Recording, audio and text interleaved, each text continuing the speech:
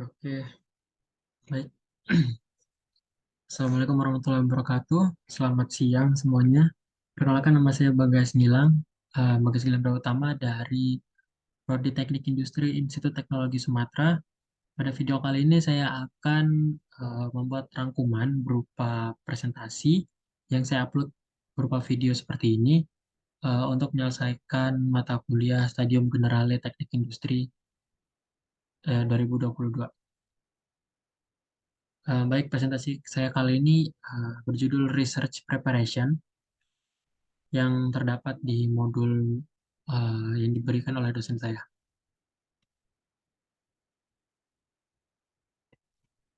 Oke, apa itu research preparation? Research preparation itu merupakan sebuah bab besar ya, pada salah satu e-learning yaitu Elsevier Research Academy yang membahas mengenai 4 modul utama. Dengan modul itu diharapkan kita, para pembaca, dapat memahami lebih mengenai bagaimana melakukan persiapan suatu penelitian. Pada modul pertama itu terdapat funding. Funding itu dapat dibilang sebagai penggalangan dana ya, atau eh, investasi lah, investor gitu ya. Nah, di sini ini kita membahas tentang mengenai pengajuan suatu proyek penelitian juga untuk eh, diajukan terhadap suatu perusahaan yang ingin kita mintai dananya tuh terhadap proyek penelitian kita. Nah, yang saya dapat dari modul funding tadi itu beragam. Salah satunya itu seperti tips-tipsnya. Nah, tips yang pertama itu adalah sebelum kita menulis pengajuan. Maksudnya apa? Jadi sebelum kita menulis pengajuan itu, kita harus tahu kita menulis itu untuk perusahaan apa dan juga isi dari pengajuan kita itu tentang research-nya apa atau penelitiannya apa gitu. Jadi harus terkait. Misalnya kalau research kita tentang suatu ergonomi gitu ya, maka kita mengajukan kepada perusahaan yang mungkin membuat properti yang memadai untuk penelitian kita nanti. Lalu ketahui siapa pemberi dana kita, maksudnya funder kita. Jadi kita harus mempelajari tentang perusahaan tersebut dan juga ketentuan-ketentuan mereka, peraturan-peraturan mereka, apalagi dalam eh, investasi dana dalam research yang akan kita ajukan nanti gitu. Lalu ketahui siapa target audiens kita. Maksudnya audiens di sini itu seperti eh, orang-orang yang akan kita presentasikan nanti pada pengajuan kita nanti gitu. Nah, lalu ketahui apa yang dicari para peninjau. Peninjau di sini seperti reviewer ya, biasanya itu dari perusahaan yang tadi. Mereka mencari apa sih penelitian seperti apa gitu, apakah berkait dengan perusahaan mereka atau tidak. Nah, lalu tipsnya lagi itu sebelum menerima pengajuan. Maksudnya apa? Jadi sebelum kita submit atau menerima pengajuan mereka itu kita eh, perhatikan lagi, apakah masih sesuai dengan visi misi kita atau tidak perusahaan tadi itu. Atau misalnya apakah penelitian kita tadi memiliki sedikit keraguan bagi mereka. Jika iya, maka kita ubah kembali, lalu kita ajukan kembali, dan semoga itu bisa memudahkan kita dalam pengajuannya. Lalu gunakan hak untuk merespon. Maksudnya merespon di sini itu ketika kita diberi suatu saran ataupun kritik, kita merespon maksudnya dengan sopan ya maksudnya. Jadi eh, tidak selamanya ketika kita sedang presentasi itu kita hanya berbicara dengan satu arah. Tentu saja audiens akan membalas gitu ya. Apalagi mereka para peninjau atau reviewer. Jadi kita ada hak untuk merespon, cuman jangan terlalu fokus untuk respon mereka. Tetap fokus pada objektif dan inti apa yang ingin kita sampaikan. Nah, hati-hati oleh isu penelitian pemerintah. Maksudnya ini terkadang itu eh, ada beberapa isu di mana eh, penelitian-penelitian kita itu atau penelitian yang akan kita ajukan itu sudah dilakukan oleh pemerintah. Nah, biasanya isu-isu tersebut itu sedikit merugikan kita karena menurut mereka itu sudah pernah diajukan ataupun sudah pernah dilakukan gitu ya. Jadi kita sedikit diubah sendirilah topiknya ataupun lebih ditajamkan kembali atau lebih dispesifikkan kembali apa yang akan kita ajukan gitu. Lalu hati-hati terhadap kesalahan umum. Biasanya seperti tujuan dari pengajuannya tidak jelas ataupun latar belakangnya juga, dan bahkan kita tidak menemukan solusi ataupun hipotesis dari penelitiannya nanti gitu. Itu kesalahan umum yang sering terjadi dari yang modul sudah saya baca gitu. Lalu juga eh, ada tips dari kunci dari faktor faktor pengajuan yang berhasil itu biasanya dari relation ataupun dari cara kita untuk membuat suatu koneksi atau hubungan terhadap perusahaan yang akan kita kolaborasi nanti. Lalu untuk modul yang kedua itu ada research design. Research design itu adalah sebuah penelitian. Penelitian itu bisa membutuhkan pengetahuan yang luas tentang bagaimana meningkatkan dan memanfaatkan peluang tertentu yang mungkin muncul. Nah, di modul ini kita akan mempelajari cara memanfaatkan peluang yang mungkin terjadi. Nah, yang menarik perhatian saya itu di sini membahas tentang research gaps. Nah, research gaps ini fenomena di mana adanya kesenjangan hasil dalam penelitian akibat adanya bagian yang terlewat dari proses analisis. Nah, secara umum itu tuh sering terjadi, apalagi kalau konsepnya itu masih baru dan belum pernah dipelajari sebelumnya. Nah, research gap itu ternyata ada beberapa jenis, ada 4 jenis. Yang pertama itu ada theoretical gap atau celah teoritis ya. Nah, biasanya itu ditemukan ketimpangan informasi pada penerapan teorinya. Nah, pada umumnya teori itu memiliki kelemahan. Nah, jadi karena ada kelemahan maka ada beberapa celah atau gap gitu ya. Nah, lalu yang kedua itu ada evidence gap. Evidence gap ini menunjukkan adanya inkonsistensi atau tidak konsistennya antara bukti lapangan dan fenomena yang bersifat umum. Nah, di situ bisa dilihat perbedaan juga dari kedua hal tersebut dan diperoleh strategi baru biasanya untuk melakukan penelitian selanjutnya. Jadi bisa sebagai solusi juga untuk menutupi evidence gap ini gitu. Lalu yang research gap yang ketiga itu adalah population gap. Itu ketika adanya ketimpangan informasi dalam jangkauan populasi. Nah, dalam dunia bisnis istilah tersebut itu biasanya disebut target market atau apa namanya target konsumen ya. Nah, itu tuh biasanya perlu ditelusuri lagi. Kita tuh buat produk ini targetnya itu siapa. Nah, kalau bisa di situ dijelaskan bahwa kita harus melakukan penggalian informasi mengenai usia mereka, karakter-karakter rakyat di sana itu seperti apa, dan juga budaya mereka itu seperti apa gitu. Lalu yang keempat itu ada empirical gap. Nah, ini bisa kesetimpangan informasi yang bisa dilihat secara nyata pada hasil data faktualnya. Nah, ini tapi sudah ditemukan solusinya. Sebagai bentuk solusinya, kekurangan dari riset tersebut bisa dijadikan bahan untuk penelitian berikutnya.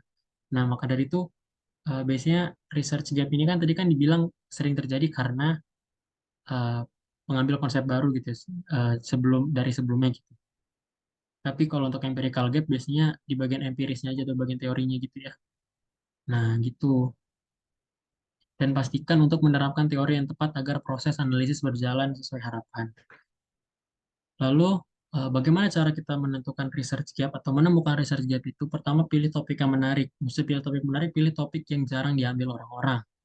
Nah, lalu kita cari pembahasan yang terlewat dari peneliti pendahulu. Biasanya kita bisa melakukannya melalui review jurnal ataupun artikel-artikel dari eh, peneliti pendahulunya gitu. Atau kalau mereka mempunyai data faktual yang masih bisa diakses, silahkan diakses. Lalu kita temukan inkonsistensi dan kekurangan penelitian sebelumnya, seperti yang dari jenis-jenis yang tadi. Nah, itu kita harus bisa menemukan gap-gapnya gitu.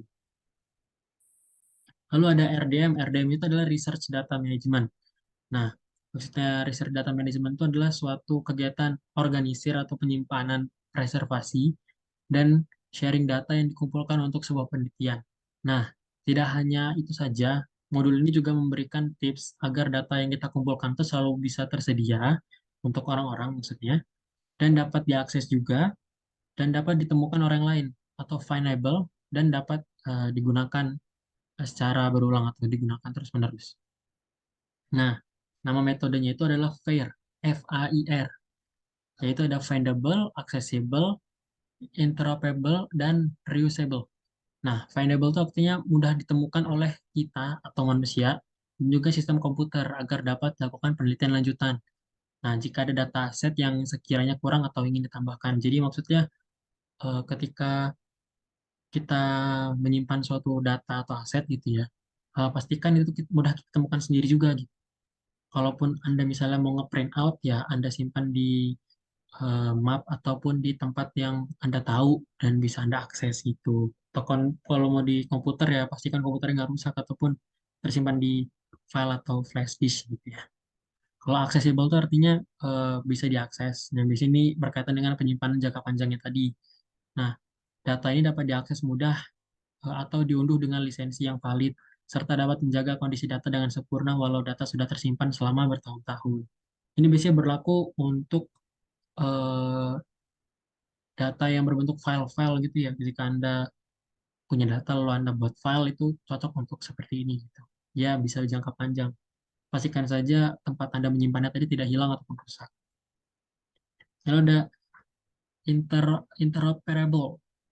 Ya, seperti itu. Itu artinya dapat dioperasikan atau mudah untuk dioperasikan oleh sistem komputer untuk menggabungkannya dengan set data dari permintaan peneliti lain ataupun dari sistem komputer mereka. Ya, intinya ketika orang lain mau mengakses lah ya mudahnya, itu mereka dapat mengoperasikannya dengan mudah gitu. Kalau reusable itu artinya dapat digunakan kembali untuk penelitian selanjutnya ataupun untuk diteliti ulang gitu. Itu maksudnya reusable. Lalu lalu selanjutnya ada research collaboration atau kolaborasi. Nah, kolaborasi ini kalau dalam research itu dapat berupa banyak hal seperti penulisan bersama, terus membangun jaringan penelitian, terus itu ada penelitian bersama, partnership, bahkan seorang peneliti baru gitu dapat mendapat banyak kolaborasi, itu baik terlibat dalam kelompok penelitiannya sendiri atau mencari kolaborator yang keterampilannya saling mendukung. Nah, lalu yang saya dapatkan dari modul itu ada beberapa tips dan tantangan dalam kolaborasinya. Nah, sebenarnya tipsnya ada banyak, tapi menurut saya ngambil yang menarik aja ya. Nah, untuk goals, tipsnya itu adalah kita ketahui goals atau option kita gitu. Apakah kita perlu melakukan kolaborasi? Nah, itu kembali ke diri kita sendiri. Kalau kita perlu melakukan kolaborasi, maka jangan ragu-ragu dan langsung cari kolaborator yang keterampilan mendukung ya. Ini keterampilan mendukung sesuai dengan tujuan kita tadi. Lalu dipikirkan lagi, kolaborasi ini opsi kita atau memang kita perlukan gitu. Kalau memang opsi, maka tetap fokus pada penelitian Anda walaupun Anda bisa melakukannya secara individu. Tapi kalau memang Anda perlukan, seperti saya bilang tadi, cari orang atau individu yang keterampilannya sama ataupun lebih mendukung gitu ya dari pada penelitian kita nanti. Lalu pahami kolaborator. Pahami di sini bisa bersifat individu ataupun organisasi. Kalau misalnya organisasi, pahami peraturan-peraturan mereka, ketentuan-ketentuan mereka. Walaupun individu, pahami juga mereka punya skill seperti apa, pemahaman seperti apa, ataupun keterampilan seperti apa. Dan yang terakhir itu pahami diri Anda.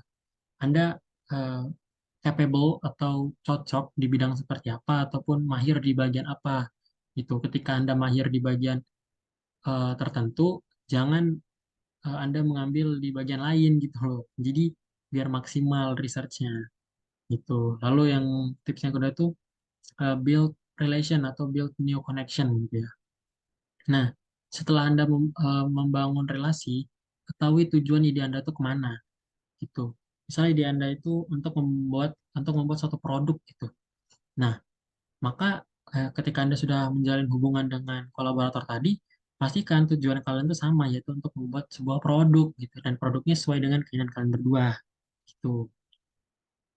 Lalu ketahui siapa orang atau organisasi yang Anda ingin jalin koneksi.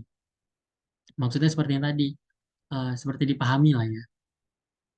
Kita ketahui siapa mereka gitu loh. Apakah mereka orang-orang atau organisasi yang eh, memiliki ketentuan tertentu, atau mungkin mereka ahli atau expert di bidang tertentu gitu. Jadi kita balik lagi harus mengetahui siapa sih yang akan kita ingin collab gitu, kolaborasi untuk bekerja sama dalam research kita nanti. Lalu apa strategi Anda? Maksudnya strategi di sini tuh setelah kita sudah mengetahui siapa mereka gitu ya, strategi kita untuk melakukan kolaborasi itu seperti apa gitu? Apakah hanya mereka memberikan dana ke kita saja, atau atau kita butuh tenaga mereka gitu ya untuk ikut dalam penelitian kita, atau mereka hanya menyediakan tempat gitu? Nah itu maksudnya strateginya di sini gitu. Lalu ada tantangan atau difficulty ya, challenge gitu. Nah, biasanya itu kalau yang saya baca itu yang saya ingat itu konfliknya biasanya tentang konflik. Itu biasanya terkait tujuan yang berbeda. Biasanya itu ketika peneliti satu dia inginnya A, peneliti kedua atau kolaboratornya inginnya B gitu. Nah, itu kan konflik tuh bisa terjadi konflik. Nah, biasanya ini yang apa ya, yang membuat kesulitan untuk penelitiannya itu cepat selesai ataupun eh, bisa jalan gitu. Ini konfliknya gitu. Lalu ada dilema dalam mengarahkan tujuan bersama. Itu biasanya ketika Anda sudah collab, sudah berkolaborasi, biasanya ada kayak sedikit drama kecil ya, drama kecil tersirat atau kompetisi gitu ya tentang kalian tuh arahnya mau kemana. Ketika saya bilang tadi, ketika kita ingin buat produk, maka pastikan kita ingin buat produk yang sama. Maksudnya ketika kita bikin kursi gitu ya, pastikan kita ingin bikin kursi yang A gitu. Gitu, jangan buat variasi kursi A1 atau A2 gitu, walaupun sama-sama A, tapi kan variasi gitu, tetap saja. Gitu. Pastikan tujuannya sama. Lalu biasanya workload atau pembagian beban kerja. Ini eh, ini juga termasuk tantangan karena tiap orang itu tidak bisa menerima workload yang sama dan workload yang menurut perspektif orang-orang itu pasti berbeda-beda gitu loh. Nah, itu maksudnya pembagian beban kerja. Biasanya kalau kita misalnya eh, sedang melakukan eh, apa staging data management tadi, itu kan workload kita misalnya atau beban kerja kita gitu. Lalu mereka misalnya harus riset ulang atau seperti apa gitu kan bebannya beda gitu ya karena kita hanya menginput data dan mereka harus mengambil data gitu kan. Itu bisa berbeda. Nah, itu hanya cukup dikomunikasikan saja sebenarnya. Lalu isu terkait hak cipta atau authorship. Nah, ini sebenarnya saya juga kurang tahu bagaimana menanganinya. Cuman kalau dari saya ingat itu hak cipta ini bisa bisa lebih dari satu orang kalau tidak salah. Nah, itu seperti yang sudah pernah kita lihat dari jurnal-jurnal ya. Biasanya kan ada penulis gitu kan penulisnya lebih dari satu orang gitu. Nah, itu bisa gitu. Itu bisa penanganan tentang terkait hak cipta. Baik, itu saja rangkuman dari yang saya terima dari modul preparation research ya, research atau preparation. Baik, itu saja. Terima kasih sudah menonton. Assalamualaikum warahmatullahi wabarakatuh. Selamat siang.